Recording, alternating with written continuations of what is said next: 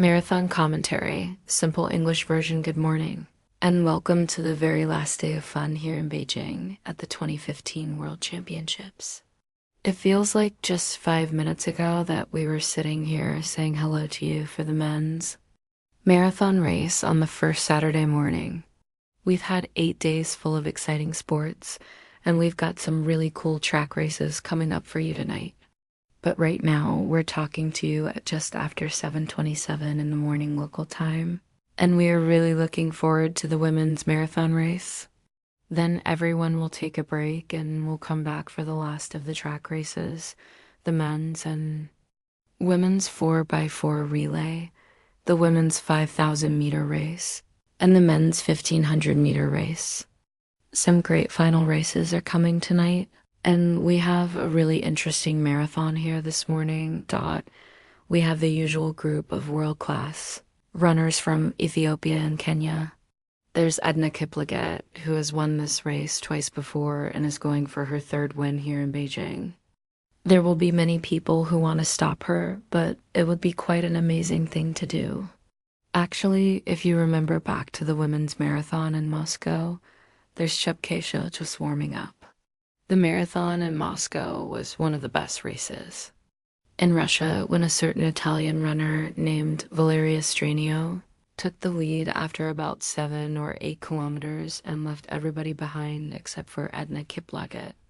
They had a big fight in the sun in Moscow, which the Kenyan woman won, but just barely. So if we get a race that's half as good here this morning as the one we enjoyed 2 years ago in Moscow, we're in for a real treat. I'm Rob Walker, and next to me, ready for action. He's had his scrambled eggs and pastries for breakfast. I'm joined once again by the always exciting Steve Cram. Thank you, Rob. Actually, it was a bowl of muesli. You got that wrong already. But let's hope your facts and figures are better during the race itself. But the weather here in Beijing right now is almost as good as you can get for marathon running. The temperature has dropped a lot, although it may obviously heat up later. There you go, just 21 degrees and partly cloudy.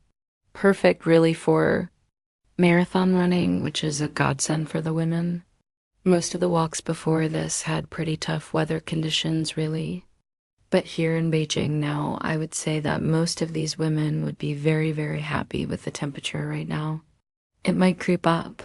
It's still very early. What is it? It's only 7:30 here local time, and you can think that maybe in another 2 hours or so it might slightly go up, but hopefully it'll keep it at a reasonable level. There's nearly 70 runners in this women's race. They're just about getting ready before they're called up. Most of these athletes have been down there for the last half hour or so, just checking their preparations before the 42 plus kilometers in front of them. Nice course. It goes past some of the most beautiful sights in the city of Beijing. I always think marathon runners have the best deal, really. They have a free tour of the city. All they have to do is run around it, that's all. While the poor walkers had to go up and down just outside the stadium, the course for the marathon is absolutely superb. It goes past most of the major sites in the city, and we'll show you those as they go through. There's Kiplagat, Rob, one of the very good teammates of Kip Muigai, just about to toe the line. Yeah, she's a good one. Won the Berlin half marathon earlier this year. Was second in Tokyo. That was Sarah Klein. She's just getting a little wave to the camera. There's Say of Bahrain, another one of the Ethiopian runners who moved to other countries. There's the fastest time in the world this year, Mardababa. She set that here in China, by the way. So way back on the 3rd of January, Paula Radcliffe's world records and champion lineup of runners. We saw Sarah Klein waving to the camera, the Australian. Watch out for Eunice Kurwa, the Kenyan, who now runs for Bahrain. She's gone under 2:21 this year. And Chang Qiu Ding is a really interesting athlete. She had a local win in China and then 9 days later came 16th in the world cross-country race. There's Dababa, fastest woman in the world this year. Say was 3rd in London. And two more of the Ethiopian women. One won the London Marathon and one Shanghai last year. Japanese trio Shikomo there.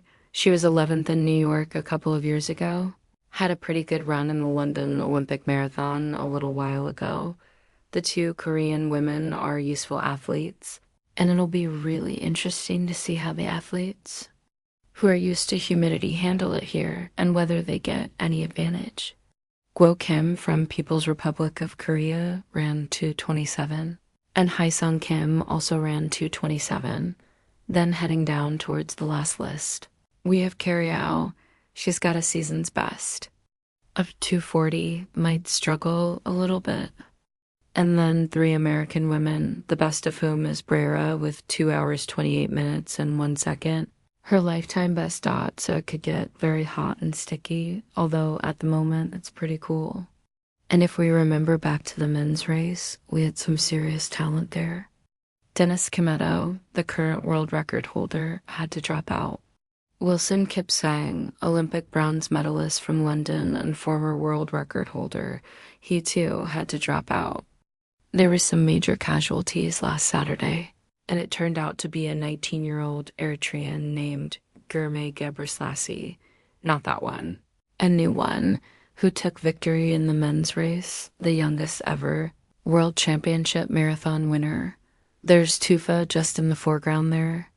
As you would expect, really, the three Kenyan women and the three Ethiopian women are among the standout names. And there's one of a number of the cultural sites, Zhongshan Park. The athletes won't have too much time to enjoy their surroundings, but we shall certainly, as we go along with them with the helicopter cameras and motorbikes, we shall certainly get a good view of the city. And they've done a brilliant job with the championships, haven't they, Steve?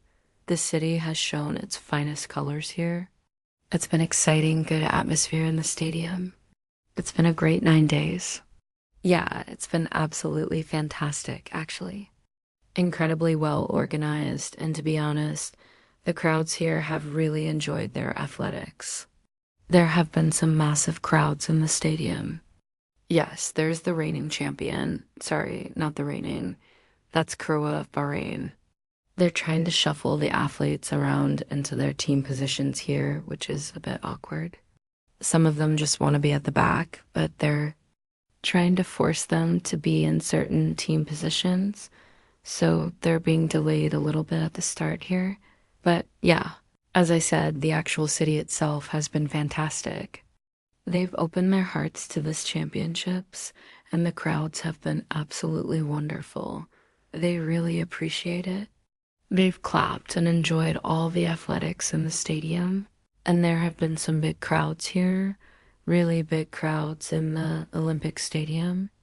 So let's hope that these athletes, as they wind their way around the course, get some support from the locals. I'm sure they will. Tufa, London Marathon winner this year, victorious in Shanghai last year. Anxious moments, there are the Kenyans. And there's our first glimpse on the far right of picture. Now coming center, Edna Kiplagat, the two-time world marathon champion. And she follows a long list of great champions. Greet Waits, the legendary Norwegian, she won the first edition. Rosamoda won in 87. Catherine Nariba, she's had 2 victories, but not back-to-back. But no woman has ever won 3 world titles in the marathon. So the best in the world have gathered, Edna Kiplagat aiming for a piece of history. She had a disappointing run in London this year, finished 11th, but she has said she's putting all her focus on the major championship, which is great to see. Last couple of moments ticking down, so a fascinating women's marathon just about to get underway. And here we go.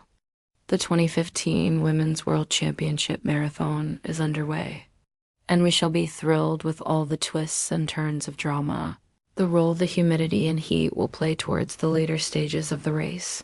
It's all still yet to unfold. The might of the East African rivals, separated by that vast, glorious Rift Valley, the Kenyans against the Ethiopians, and some very useful athletes from China and Japan and Korea. And they certainly can't be counted out even if their lifetime bests are some way short of their East African rivals, because the times may not be sparkling here, especially if it gets as warm as it did for the men's race last Saturday. So there's always a real tingle of excitement when it comes to the big marathons. Just watching everybody get into their early rhythm, and the Ethiopians seem more eager just to make their presence felt at the front rather than the Kenyans. And Edna Kiplagat, the defending champion, just jogging along, one of the tallest in the field. There she is towards the right-hand side of your picture. One of the fascinating things about a world championship marathon as opposed to the city marathon is the groups are so small. You get the gun going in a city marathon and you look back. There's a whole wave of humanity coming through. But here, look at that small group now in the women. Just 60 or 70 runners just finding their own little pattern now. You saw just at the beginning, they're all standing at the start line with their watches. And as we said in the walks and in the marathons, pace judgment is obviously vital, and these are serious runners. Each one of these knows exactly what they're going to do in terms of pace judgment, and that's why at the moment they're just jogging along, taking this first part of the marathon as casually as they possibly can. But there are some athletes in this that might even find the early pace difficult, but